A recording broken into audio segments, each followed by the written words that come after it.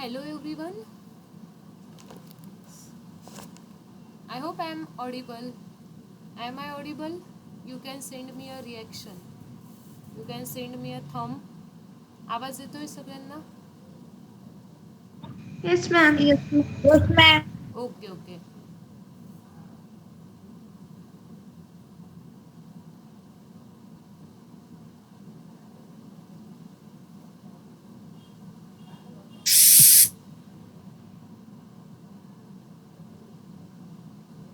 ठीक आहे. सो आज आहे तुमचं फिजिकल केमिस्ट्रीचं लेक्चर. ह्या वीकमध्ये आता तुमचे फिजिकल केमिस्ट्रीचे लेक्चर्स असणार आहेत. So I am Renuka ma'am. Today I am going to starts with chemical kinetics. Already जे लोक एकदम फर्स्ट सेशनला होते, ज्या दिवशी आपला क्लास चालू झाला होता, आय थिंक 5 जानेवारीला, तर त्यांना माहिती आहे की फिजिकल केमिस्ट्रीमध्ये टोटल 6 चॅप्टर्स असतात आणि त्या 6 चॅप्टर्सपैकी आपण आता केमिकल कायनेटिक्स ह्या चॅप्टरला स्टार्ट केलं होतं. Chemical kinetics.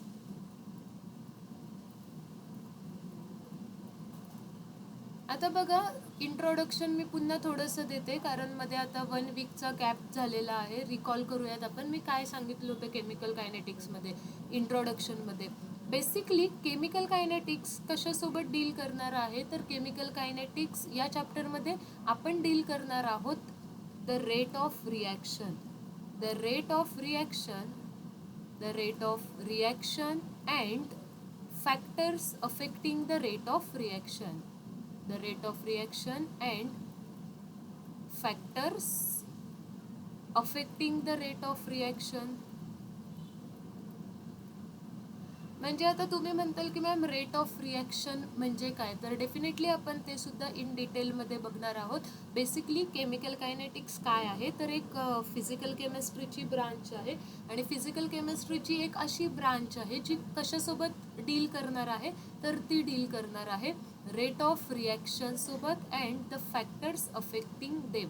आणि रेट ऑफ रिॲक्शनसाठी कुठले कुठले फॅक्टर्स अफेक्ट करू शकतात ह्याच्यासोबत आपण ह्या चॅप्टरमध्ये डील करणार आहोत. बेसिकली आपल्याला माहीत असलं पाहिजे की एखादी रिॲक्शन किती वेळेमध्ये कंप्लीट होऊ शकते, कारण we all want a product. आपल्याला रिॲक्शनमधून काय पाहिजे असतो, एक युजफुल प्रोडक्ट पाहिजे असतो. फॉर एक्झाम्पल मी रिॲक्टंट्स ॲड करते आहे A+B and it gives me a C. C is product, A and B are the reactants. You already know that. It is a very basic chemistry. हो ना, की आपण ॲरोच्या left साईडला रिॲक्टंट्स लिहित असतो आणि ॲरो जिकडे आहे, हेड जिकडे आहे ॲरोचं, ते प्रोडक्ट्स असतात. आता काय होत असतं एखाद्या रिॲक्शनमध्ये, तर बघा एखाद्या रिॲक्शनमध्ये रिॲक्टंटचं कन्व्हर्जन, आपले जे रिॲक्टंट्स असतात ते रिॲक्टंट्स रिॲक्ट होतात आणि रिॲक्टंटचं कन्व्हर्जन कशामध्ये होत असतं, तर एका प्रोडक्टमध्ये होत असतं. आणि हा प्रोडक्ट कसा असतो, तर एखादं युजफुल कंपाऊंड असणार आहे, युजफुल प्रोडक्ट असणार आहे. मग आता हा प्रोडक्ट किती वेळात तयार होतोय, ही जी रिॲक्शन आहे, ही रिॲक्शन कंप्लीट होण्यासाठी किती टाईम लागू शकतो, ह्या सगळ्याचा स्टडी करणं म्हणजेच काय आहे, तर रिॲक्शनचा रेट फाइंड आउट करणं.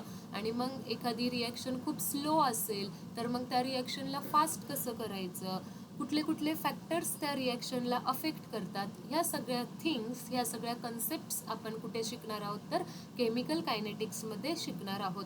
बेसिकली एक आयडिया आली आहे का. आता सपोज तुम्ही बघा की काही रिॲक्शन खूप फास्ट असतात. एखादी फास्ट रिॲक्शन कुठली की सपोज आता आपल्या डे टू डे लाईफमध्ये जर म्हणायचं गेलंच की तुम्ही ठीक आहे, तुम्ही कुणाला तरी अप्रोच झालात आणि समोरून पटकन जर हो आलं तर it's means it is a fast reaction. तुम्ही अप्रोच होत आहे बट समोरून काही रिस्पॉन्सच मिळत नाही, तर that is very very slow reaction.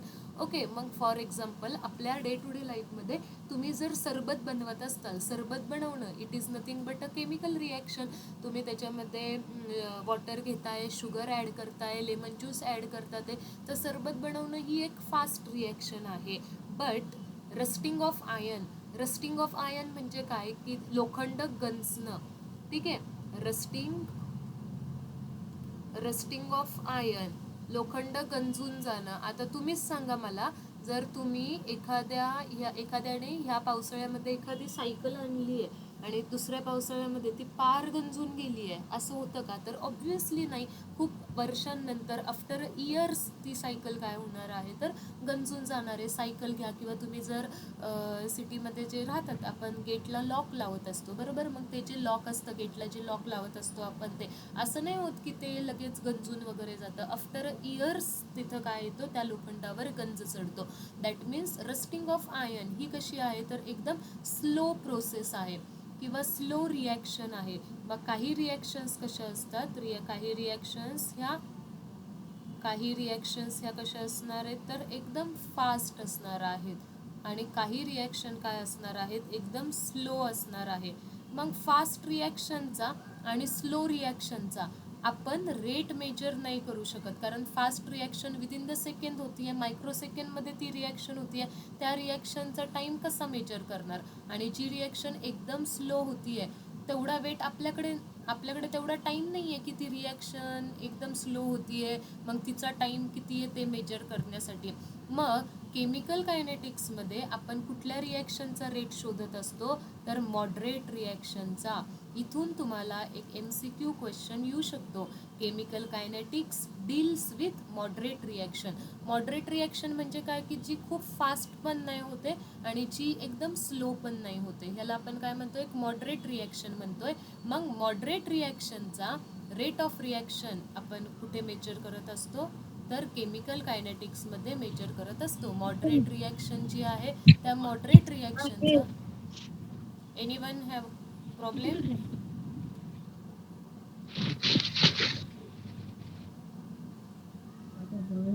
मी लावलं नाही, ते लागलं होतं आपण.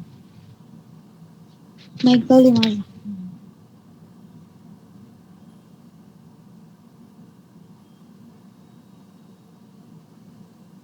मॉडरेट रिॲक्शनचा आपण काय मेजर करू शकतो तर रेट मेजर करू शकतो. आता तुम्ही मराठीतच थोडा विचार करून बघा ना, we all are from Marathi medium, की आपल्याला मराठीमध्ये रेट म्हणजे काय तर भाव, बरोबर आहे, व्हॅल्यू. एखादी गोष्टीचा रेट आपण म्हणतो की गोल्डचा रेट काल वेगळा होता, आज वेगळा असणार आहे, उद्या वेगळा असणार आहे. So rate is related to time. Are you understand? तुम्हाला कळते रेट कशाशी रिलेट असणार आहे तर टाईमशी. Rate is related to time. Okay. म्हणजे काल सोन्याचा भाव, सोन्या म्हणजे तुमच्या कॉलनीतल्या सोन्या नाही, सोनं गोल्ड, काल गोल्डचा रेट आणि आजचा गोल्डचा रेट हा काय असणार आहे, डिफरंट असणार आहे.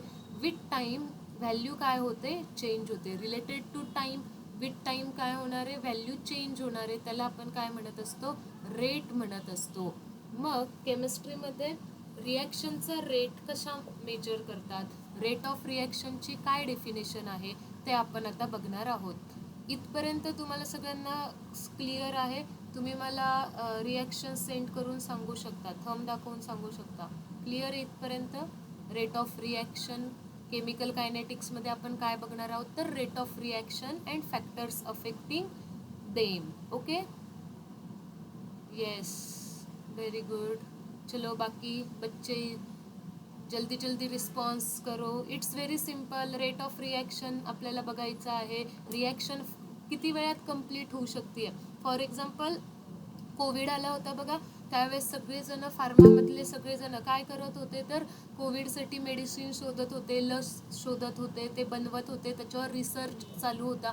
मग ज्या फार्मा कंपनीने आपल्याला लवकर मेडिसिन मिळवून दिलं, ती फार्मा कंपनी लवकर ती रिॲक्शन परफॉर्म करते. तिथे जे त्यांनी रिॲक्टंट्स वगैरे वापरून जे मेडिसिन बनवलं, तिथे ते मेडिसिन लवकर तयार होत होतं. म्हणजेच आपल्याला रिॲक्शनचा रेट त्यांनी कॅल्क्युलेट केला असेल. आणि एखादी गोष्ट लॅबमध्ये करून बघण्यापेक्षा तुम्हाला आधीच जर रेट माहीत असेल तर तुम्ही काय करू शकता, रिॲक्शन खूप स्लो असेल तर मग तिला थोडं फास्ट वगैरे करू शकतात. So it is very important to know the rate. त्याच्यामुळे रेट माहीत असणं खूप गरजेचं आहे. तर आता बघा मी रेट ऑफ रिॲक्शन काय आहे ते सांगते. आपण नेक्स्ट पार्टकडे जाऊयात. पहिला पार्ट इंट्रोडक्शनवाला सगळ्यांना कळाला आहे, very good. Rate of reaction, रिॲक्शनचा रेट. मग काय डेफिनेशन आहे तर रेट ऑफ रिॲक्शनची, change in concentration change in concentration, change in concentration, change in concentration of, change in concentration of reactant or product, reactant or product in unit time, in unit time. ठीक आहे. एखादा given unit टाईममध्ये रिॲक्शनचा rate कसा find out करायचा, तो change in concentration of reactant or product. आता for example reaction घेतली आपण, हा आहे रिॲक्टंट, रिॲक्टंटचं कन्व्हर्जन कशामध्ये होत असतं तर प्रोडक्टमध्ये होत असतं. ओके, मग रिॲक्टंट्स काय होत असतात, इनिशियली आपल्याकडे रिॲक्टंट्स खूप असतात, हळूहळू विथ टाईम रिॲक्टंटचं कॉन्सन्ट्रेशन काय होत असतं, डिक्रीज होत असतं. तुम्हाला माहीत असेल रिॲक्टंट हळूहळू कशामध्ये कन्वर्ट होत असतो, प्रोडक्टमध्ये कन्वर्ट होत असतो. मग प्रोडक्टचं कॉन्सन्ट्रेशन काय होत असतं, इन्क्रीज होत असतं. मग असं नेसेसरी नाही आहे की आपल्याला रिॲक्टंटच्याच टर्ममध्ये rate of reaction find out करायचा किंवा प्रोडक्टच्याच टर्ममध्ये rate of reaction find out करायचं. नो, आपण दोघांच्या टर्म्समध्ये rate of reaction find out करू शकतो.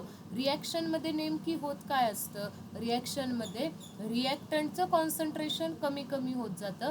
आपला जो रिॲक्टंट असतो तो रिॲक्टंट कशामध्ये कन्वर्ट होत असतो, प्रोडक्टमध्ये कन्वर्ट होत असतो. आणि प्रोडक्टचं कॉन्सन्ट्रेशन हळूहळू काय होत असतं, रिॲक्शनमध्ये वाढत असतं. मग दोघांमध्ये काय होतंय, कॉन्सन्ट्रेशन चेंज होतोय. आणि इथे हा वर्ड खूप इम्पॉर्टंट आहे, चेंज इन कॉन्सन्ट्रेशन. कॉन्सन्ट्रेशनमध्ये बदल होतो एका गिवन युनिट टाईममध्ये आणि त्याला आपण काय म्हणतोय, रेट ऑफ रिॲक्शन म्हणतोय.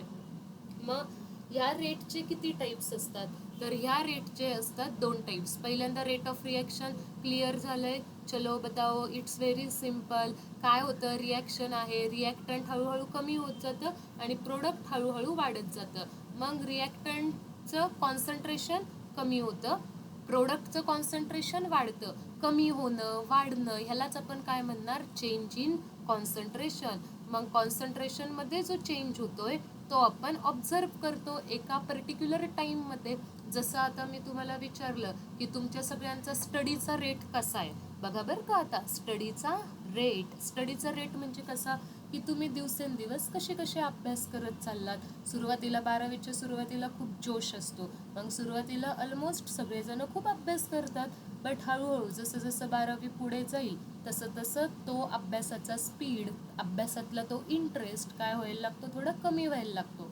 It is very natural. पण तुम्ही टेन्शन घ्यायचं नाही आहे. सक्सेस सायन्स अकॅडमी तुमच्यासोबत असल्यामुळं तुम्ही जर डिमोटिवेट झाले तर तुमचे टीचर्स तुम्हाला ऑलवेज मोटिवेट करायला असणार आहेत. मी जस्ट एक एक्झाम्पल दिलं की सुरुवातीला आपण खूप अभ्यास करतो, नंतर हळूहळू थोडा तो कमी होत जातो. म्हणजेच ह्याला आपण काय म्हणतो, रेट. एखादी गोष्ट टाईमसोबत कशी होत चालली आहे, बदलत चाललेली आहे. मग रिॲक्शनमध्ये टाईमसोबत कोण बदलणार आहे, तर टाईमसोबत कॉन्सन्ट्रेशन बदलणार आहे.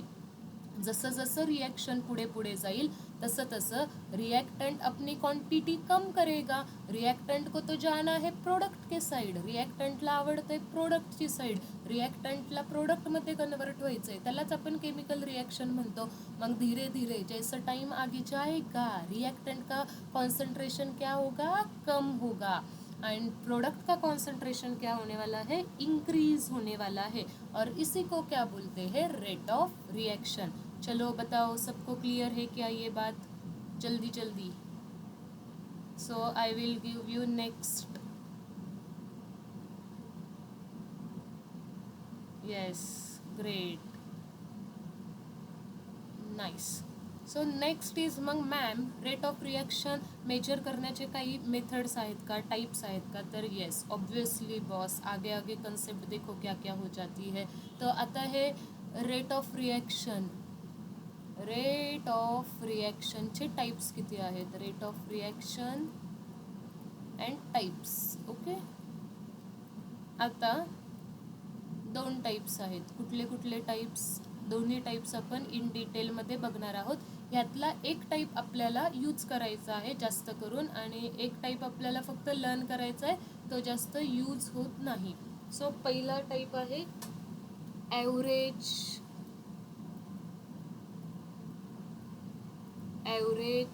Rate of reaction. Average rate of reaction. And second है instantaneous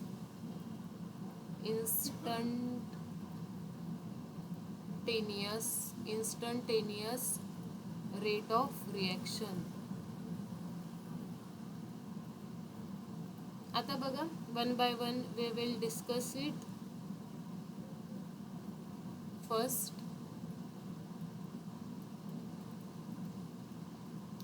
average rate of reaction. Average rate of reaction आहे तर रेट ऑफ रिॲक्शनच, म्हणजेच काय होणार आहे, change in concentration upon change in time असा फॉर्म्युला असणार आहे average rate. But basically average म्हणजे काय, नीट लक्षात घ्या, समजून घ्या. आता बघा, इमॅजिन करा तुम्ही एखादा मूवी बघायला गेलात. ऑब्विसली तुमच्यापैकी बरेच जण गेलेच असतील ना मूवी बघायला थिएटरमध्ये. चलो बताओ जल्दी, गेलेत का थिएटरला? Yes, okay. प्रेम तर पहिला गेलाय वाटतं. प्रेमने डायरेक्ट लगेच थंब दाखवलाय. गुड. बघायला पाहिजे चांगले मूवी. आपल्याला त्याच्यातून खूप काही छान शिकायला भेटतं चांगल्या मूवीजमधून. सो बघा, मग कधी पण तुम्ही जर मूवी बघायला गेलात तर ओव्हरऑल तुम्हाला मूवी बघून आल्यावर तुमचे फ्रेंड्स विचारतात, कसा आहे सांगणार आहे, हा मूवी कसा होता, तू जाऊन आला ना, तुम्ही मस्त इन्स्टाला स्टोरी वगैरे टाकता ना, मग सगळ्यांनाच माहीत होतं. मग तुम्ही काय असं सांगता का, ह्या मिनिटाला ना एकदम भारी मूवी होता, ह्या मिनिटाला मूवी एकदम बोरिंग होता? तुम्ही काय सांगता, ॲव्हरेज. ओव्हरऑल तुम्हाला मूवी कसा वाटला, म्हणजे इंटरवलच्या आधी कसा होता, इंटरवलच्या नंतर कसा होता, ओव्हरऑल तुम्हाला मूवी कसा वाटला हे तुम्ही सांगत असता. मग ॲव्हरेज रेटमध्ये पण तेच करायचं आहे. त्यांनी जो टाईम दिलेला आहे त्या टाईम लिमिटमध्ये कॉन्सन्ट्रेशन किती चेंज होतंय त्याला आपण काय म्हणतो, ॲव्हरेज रेट. त्यांनी आपल्याला एक टाईम बाउंड्री दिली आहे, त्या 3 तासात तुम्हाला मूवी कसा वाटला हे तुम्ही सांगत असता. मग त्यांनी आपल्याला 3 तास दिलेत, 3 तासात कॉन्सन्ट्रेशन किती चेंज झालं, सुरुवातीला कॉन्सन्ट्रेशन किती होतं आणि आता 3 तासानंतर कॉन्सन्ट्रेशन किती आहे, ह्याला आपण काय म्हणतो. ज्यावेळेस आपल्याला एखादी टाईम बाउंड्री दिली जाते त्यावेळेस आपण काय फाइंड आउट करतो, ॲव्हरेज रेट. समजा, एकदम इझी आहे. बघा, आता आपण डेफिनेशन लिहून घेऊया. It is a change in concentration. It is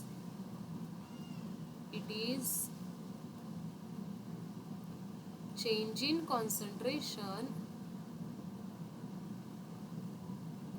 in concentration divided by change in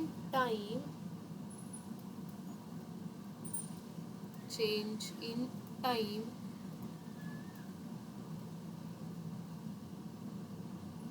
over a change in time within time interval. तुम्हाला जो तो टाइम इंटरवल दिलाय, टाइम इंटरवल म्हणजे काय, तर 2 टाइम्स दिलेले आहेत. त्या 2 टाइम्समध्ये रिॲक्शनचा रेट कसा आहे ते तुम्हाला विचारलेलं आहे. डेफिनेशन कळाली आहे, रेट ऑफ रिॲक्शनच आहे, फक्त ॲव्हरेज आहे. रेट ऑफ रिॲक्शन सारखीच डेफिनेशन आहे. बघा, चेंज इन टाईम इथे फक्त होतं इन युनिट टाईम, इथे काय दिलंय, change in concentration divided by change in time within time interval. त्या टाईम इंटरवलच्या मध्ये किती रिॲक्शन चेंज होतीये, कॉन्सन्ट्रेशन किती चेंज होते. For example A to B, मी मस्त एक्झाम्पल घेऊन सांगणार आहे. So no need to worry. Time is equal to 0. Time is equal to 0 म्हणजे मला सांगा, तुमच्याकडे ज्यावेळेस तुम्ही अजून रिॲक्शन चालूच नाही केली आहे, मग त्यावेळेस तुमच्याकडे नीट सांगा, फक्त रिॲक्टंट A असेल का प्रोडक्ट पण असेल B?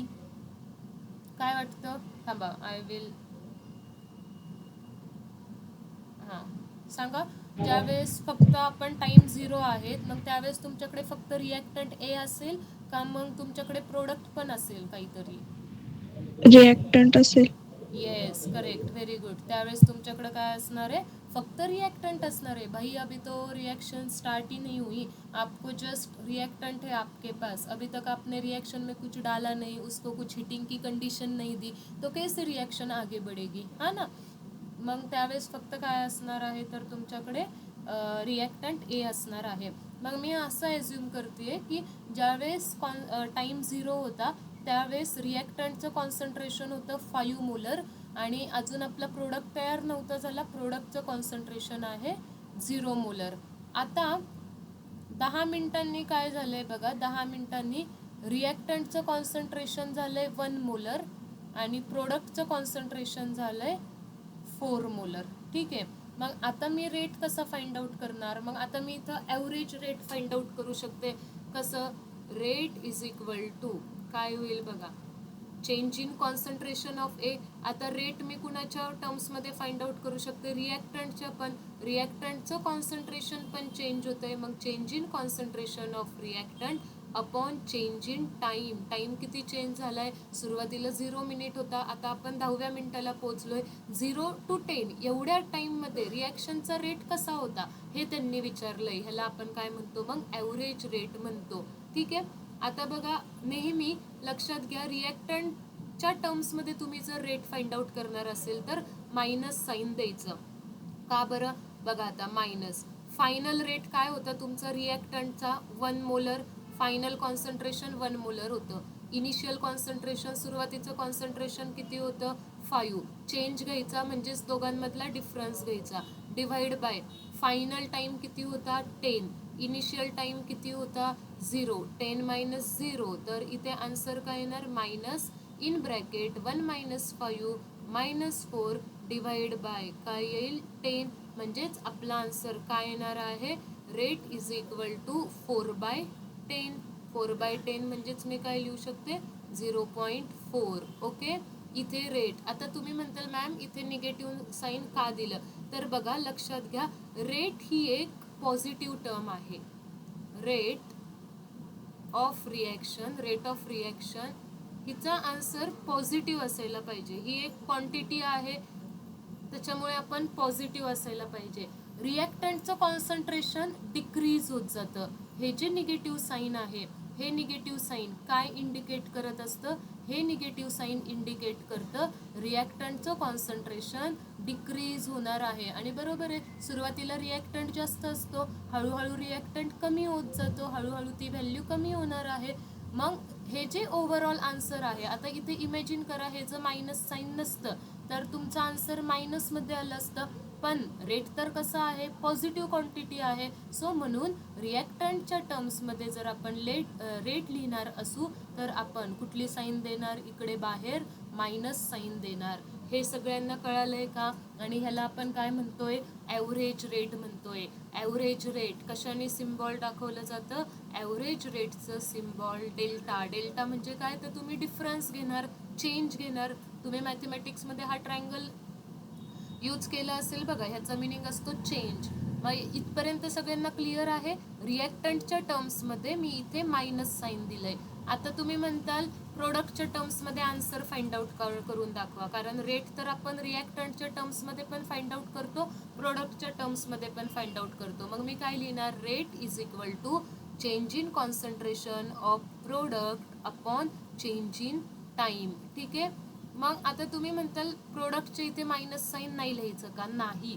ज्यावेळेस तुम्ही रिॲक्टंटच्या टर्म्समध्ये आन्सर शोधणार असताल तर रिॲक्टंट बाबा आपला डिक्रीज होत असतो आणि ते डिक्रीज दाखवण्यासाठी आपण रिॲक्टंटच्या टर्म्समध्ये रेट लिहिताना मायनस साईन देतो, कारण पुढे जाऊन रिॲक्टंट कमी होतोय. फायनली रिॲक्टंट, फायनल आन्सरमध्ये रिॲक्टंटची व्हॅल्यू कमी असणार आहे.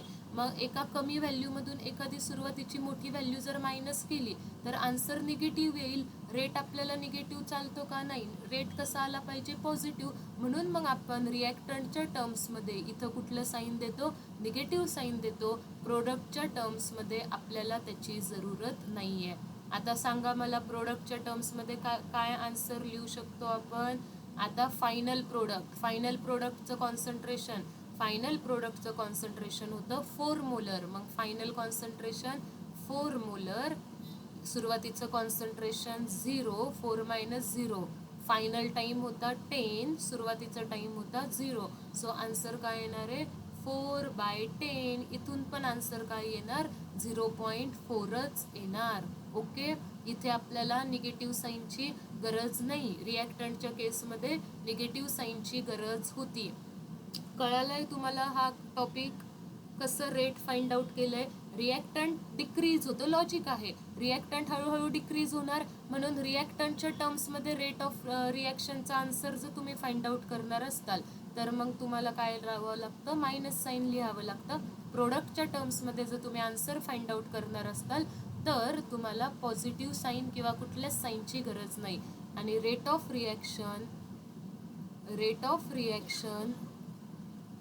रिॲक्शनचा रेट रिॲक्टंटच्या टर्म्समधून काढा, रिॲक्टन्सच्या व्हॅल्यूज यूज करून फाइंड आउट करा, किंवा रेट ऑफ रिॲक्शन प्रोडक्टच्या व्हॅल्यूज यूज करून काढा. रेट ऑफ रिॲक्शनचं आन्सर काय येणार आहे, सेमच येणार आहे. तुम्ही हे नोटीस पण केलं असेल बघा. आत्ता इथे आपण रिॲक्टंटच्या टर्म्समध्ये आन्सर फाइंड आउट केलं, रिॲक्टंटच्या व्हॅल्यूज पुट करून आपण आन्सर पुट केलं, फाइंड आउट केलं, तर आन्सर 0.4 आलं. आणि आता आपण सेकंड प्रोडक्टच्या व्हॅल्यूज ठेवून आन्सर फाइंड आउट केलं तरी पण आन्सर कसं आलं आपलं, 0.4 आलं. सो रेट ऑफ रिॲक्शन रिॲक्टंटच्या टर्ममध्ये जरी फाइंड आउट केलं तरी पण चालतं, प्रोडक्टच्या टर्ममध्ये जरी फाइंड आउट केलं तरी चालतं. का असं होतं? कारण जेवढा रिॲक्टंट डिक्रीज होतोय त्याच्याच प्रपोर्शनमध्ये प्रोडक्ट काय होत राहतो, वाढत राहतो. त्याच्यामुळे रिॲक्टंटच्या टर्म्समध्ये फाइंड आउट करा, प्रोडक्टच्या टर्म्समध्ये फाइंड आउट करा. रेट ऑफ रिॲक्शन तो बोलता है मैं तो चेंज नहीं होने वाला. रिॲक्टंटच्या टर्म्समध्ये शोधलं तरी चालतंय, प्रोडक्टच्या टर्म्समध्ये शोधलंय तरी चालतंय. क्लियर? बोलो बोलो, जल्दी बोलो, सब बोलो. क्लियर हो गया ये? Prem, Siddhi, Sheetal, yes, okay, yes, good. Nice to see you all replying. असंच छान रिप्लाय करत जायचं आहे. तुम्ही जरी ऑनलाईन शिकत असताल तरी पण यू नेवर नो की आम्ही कधी कुणाला क्वेश्चन विचारू. So stay alert and we will solve some questions also. ठीक आहे? आता बघा, हा झालं रेट ऑफ रिॲक्शन. त्याच्यानंतर ॲव्हरेज रेटसाठी आता जसा ॲव्हरेज रेट आहे, ॲव्हरेज रेटमध्ये आपण डेल्टा यूज करतो. ॲव्हरेज रेट आपण तेवढा जास्त यूज नाही करणार. नेक्स्ट आता आपल्याला पाहायचं आहे इन्स्टंटेनियस रेट, कारण आपल्या सगळ्यांना असा इन्स्टंट रिप्लाय हवा असतो. मग ॲव्हरेज रेटपेक्षा आपण कशात जास्त इंटरेस्टेड आहोत, तर आपण इंटरेस्टेड आहोत इन्स्टंटेनियस रेटमध्ये. Instantaneous rate of reaction, ROR क्या होता है? ROR अगर किसी ने पूछा आपको ROR क्या होता है तो म्हणायचं रेट ऑफ रिॲक्शन. ठीक आहे? ROR मी आता पूर्ण लिहिणार नाही. आता तुम्ही पण 12thला आलात, आपल्याला टाइम वाचवायचा आहे. सो कधी कधी आपण रेट ऑफ रिॲक्शनला RORनी लिहित जाणार आहोत. बघा आता पुन्हा तोच सिनॅरिओ इमॅजिन करा की तुम्ही एखादे मस्त मूवी बघायला गेलात आणि एखाद्या पर्टिक्युलर टाइमला जब उनकी हैप्पी एंडिंग हो जाती है, वो दोनों मिलते हैं, तो हम सब उस मोमेंट पे हमें बहुत अच्छा लगता है. पण ज्यावेळेस व्हिलन वगैरे येतो त्या मुमेंटला आपल्याला खराब वाटत असतं. म्हणजे इन्स्टंट एखाद्या मुमेंटला आपल्याला मूवी खूप भारी वाटू शकतो, किंवा एखाद्या मुमेंटला आपल्याला मूवी एकदम असं ठीकठाक वाटू शकतो किंवा सॅड वाटू शकतो. म्हणजे एखाद्या टाईमला, एखाद्या पर्टिक्युलर टाईमला आपल्याला काय वाटतंय त्याला आपण म्हणतो इन्स्टंट, त्या पर्टिक्युलर टाईमला. मग आता रेटच्या बाबतीत कसं लक्षात ठेवायचं की एखाद्या पर्टिक्युलर टाईमला ॲट अ पर्टिक्युलर टाईम, आता इथे तुम्हाला टाईमचा इंटरवल नाही दिला बरं का, जसं मी इथं इंटरवल दिला होता 0 to 10. 0 to 10 मध्ये रिॲक्शनचा रेट काय होता, 0 to 10 मध्ये रिएक्शनचा रेट काय होता, ये दिया था आपको एक पूरा टाइम इंटरवल. बोला कि चलो मैंने इतना आपको टाइम दिया है, इस टाइम में, इस 3 घंटे में आपको मूवी कैसी लगी वो बताओ. तो ये हुआ ॲव्हरेज रेटिंग बोलते हैं उसको. पण आता जर तुम्हाला एखादा टाइम दिला पर्टिक्युलर की 2 मिनिटाला मूवी कसा वाटला होता, 30 मिनिटाच्या वेळेस मूवी कसा वाटला होता, 45च्या वेळेस मूवी कसा वाटला होता, म्हणजे आता ते काय विचारतात, ते पर्टिक्युलर टाइम देतात ते. मग एखाद्या पर्टिक्युलर टाईमला रिॲक्शनचा काय रेट आहे, एखाद्या पर्टिक्युलर टाईमला रिॲक्शनचा मी कधी कधी मराठीतही लिहिते रिॲक्शनचा रेट काय आहे, इसको बोलते हैं इंस्टंटेनियस रेट. समझा, उसने मुझे इंस्टेंट रिप्लाई देना चाहिए था उस टाइम पे, उस पर्टिक्युलर टाइम पे वो क्या कर रही थी. म्हणजे असं जेव्हा आपल्याला होत असतं, असं नाही झालं पाहिजे. एव्हरीवन इज बिझी, कोण तुम्हाला एवढं त्याच टाईमला रिप्लाय द्यायला रिकामं नाही आहे. चलो जोक पार्ट. मग एखाद्या पर्टिक्युलर टाईमला रिॲक्शनचं रेट काय आहे हे कसं मेजर करायचं. सो हे मेजर करणार आपण with the help of graph. with the help of graph we can find it. With the help of graph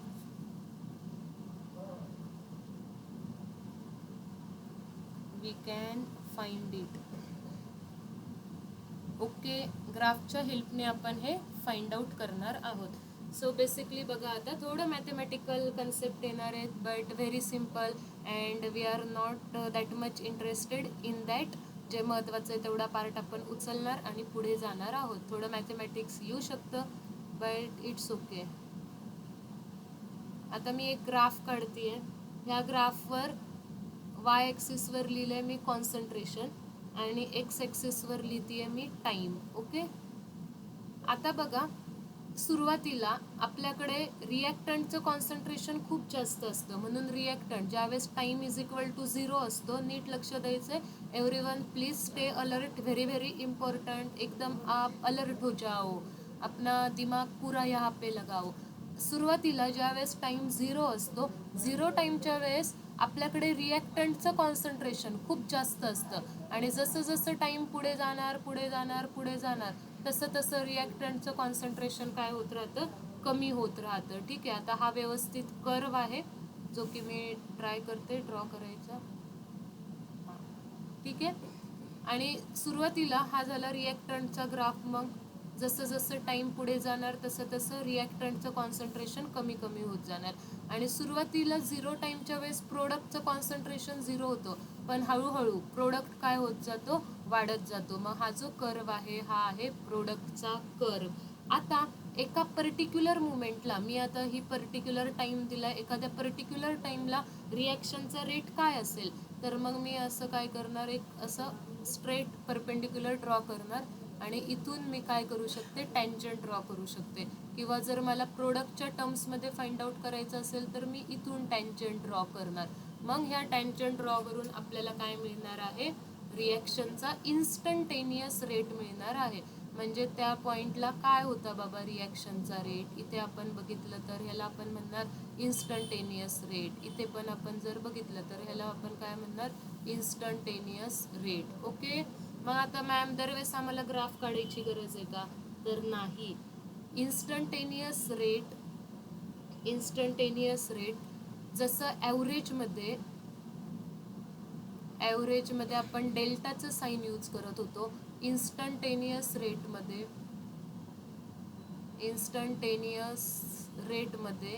आपण त्या डेल्टाऐवजी स्मॉल डी लिहिणार. एवढाच काय तो डिफरन्स आहे. आता बघा कसं लिहिणार इन्स्टंटेनियस रेट, काय इक्वेशन मिळते बघा, रेट इज इक्वल टू, तुम्हाला माहीत असेल टँजंट कुणाला इक्वल असते, स्लोपला, आणि स्लोप कुणाला इक्वल असतो, dy अपॉन dxला. मग रेट कसं लिहिणार आपण, वाय ॲक्सिसवर कोण आहे, कॉन्सन्ट्रेशन, मग dc अपॉन एक्स ॲक्सिसवर कोण आहे, तर टाइम, dc/dt. ह्याला आपण काय म्हणणार, इन्स्टंटेनियस रेट. अब मैम फ़र्क बता दो, वो हमारे लिए बहुत ज़्यादा इम्पॉर्टंट है. ॲव्हरेजच्या वेळेस बाळांनो फक्त इथं असा ट्रायंगल लिहायचा. ठीक आहे, ओके, आणि इकडे काय लिहायचा, इन्स्टंटेनियसच्या वेळेस स्मॉल डी लिहायचा. इन्स्टंटेनियस रेट आपल्याला कुठून मिळणार आहे, तर टँजंटवरून, tan theta. Slope find out करावा लागतो, मग टॅन थिटा कुणाच्या इक्वल असतो, तर dy/dx. स्लोप कुणाच्या इक्वल असतो, तर dy/dx. ठीक है, अब मैं लेती हूँ एग्जाम्पल से आपको बहुत समझ में आएगा. ज़्यादातर हम इंस्टंटेनियस रेट फाइंड आउट करेंगे. आता मी इथं एक रिॲक्शन घेतली, A+B इट गिव्स C. आता बघा इन्स्टंटेनियस रेट कसा लिहिणार, रेट इज इक्वल टू आता दरवेळेस मी असं इन्स्टंटेनियस रेट वगैरे नाही म्हणणार. केमिकल कायनेटिक्समध्ये आपण आपल्यासाठी इम्पॉर्टंट असतो इन्स्टंटेनियस रेट. मग कधी पण आता तुम्हाला पुढे म्हणजे रेट लिहायला लावला तर आपण इन्स्टंटेनियसच रेट लिहिणार आहोत. ठीक आहे. मग बघा आता रेट इज इक्वल टू, मी तुम्हाला जस्ट सांगितलं रेट तुम्ही रिॲक्टंटच्या टर्म्समध्ये लिहू शकता, प्रोडक्टच्या टर्म्समध्ये पण लिहू शकता. Rate is equal to minus B change in concentration of A upon change in time. Triangle ऐवजी मी काय वापरतीये, फक्त स्मॉल डी वापरतीये. Instantaneous rate change in concentration of B upon change in time. कोई मुझे बता सकता है एच्या पुढे मी निगेटिव्ह साईन का लिहिलं, बीच्या पुढे निगेटिव्ह साईन का लिहिलं, आणि आता सीच्या टर्म्समध्ये रेट काय लिहिणार, D C upon D T change in concentration of time upon change in concentration of C upon time. चलो बताओ मुझे, मैंने निगेटिव साइन क्यों लगाया है यहाँ पे रिएक्टेंट के आगे, ए एंड बी के आगे मैंने रेट लिखते टाइम निगेटिव साइन दिया है. वो डिक्रीज हो रहा है. काय, वो डिक्रीज हो रहा है. Yes correct. और अँड प्रोडक्टच्या इथे आपण साईन देत नाही, कारण ऑलरेडी प्रोडक्ट इन्क्रीज होत असतं, ऑलरेडी तिथली व्हॅल्यू पॉझिटिव्हच येणार असते. रिॲक्टंटच्या टर्म्समधली ती व्हॅल्यू कशी असते, निगेटिव्ह असते, आणि रेट ऑफ रिॲक्शन निगेटिव्ह नसतं. रेट ऑफ रिॲक्शनचा आन्सर पॉझिटिव्ह असायला पाहिजे म्हणून. ठीक आहे. इन्स्टंटेनियस रेट कळालं आहे सगळ्यांना. आता नेक्स्ट आहे, सो सुरुवातीला होती आपण काही क्वेश्चन्स बघूयात. 1-2 मिनिट.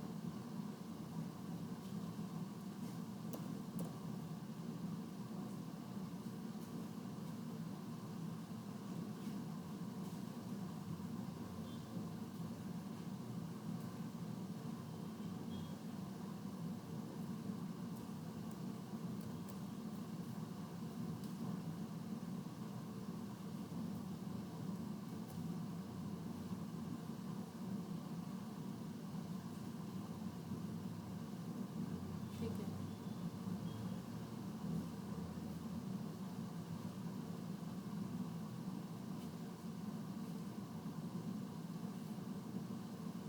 सो आपण आता क्वेश्चन्स बघणार आहोत. पुन्हा तुम्हाला मी स्क्रीन दाखवते. गुगलवरचे क्वेश्चन्स आहेत, we will discuss.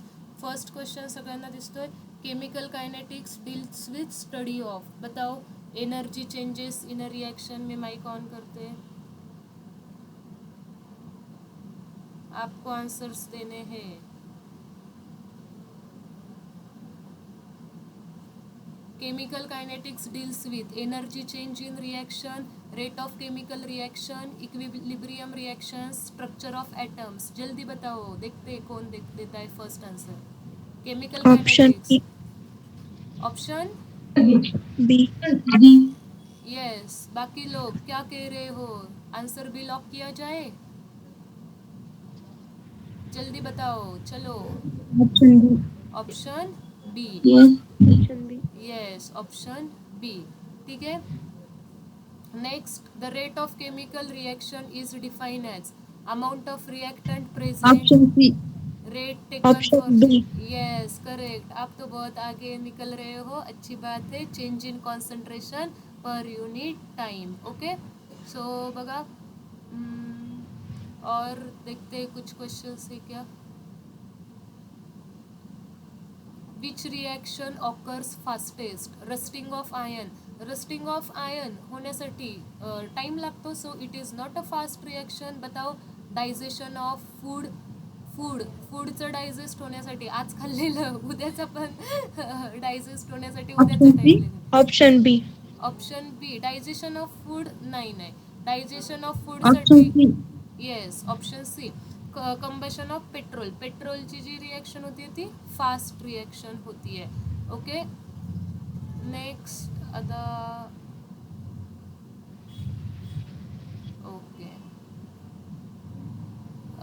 10. The rate of reaction is usually expressed in a terms of increase in a concentration of reactant, decrease in a concentration of product, change in a concentration of reactant or product, total concentration of reactant. कौन सा correct है बताओ अच्छे. Option C.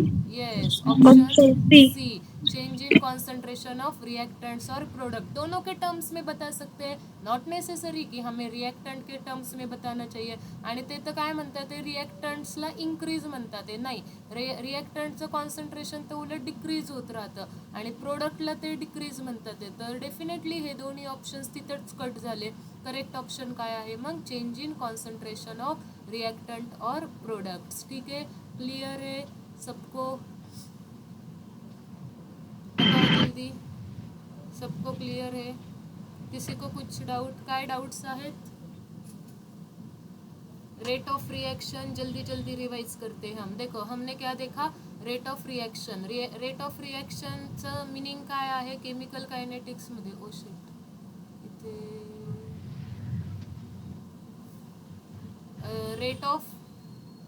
Rate of रिॲक्शनचं meaning बघितलं आपण. पहिल्यांदा तर केमिकल कायनेटिक्समध्ये आपण कशासोबत डील करणार आहोत ते बघितलं. सो केमिकल कायनेटिक्स ही आपली एकदम आवडती फेवरेट ब्रांच असली पाहिजे.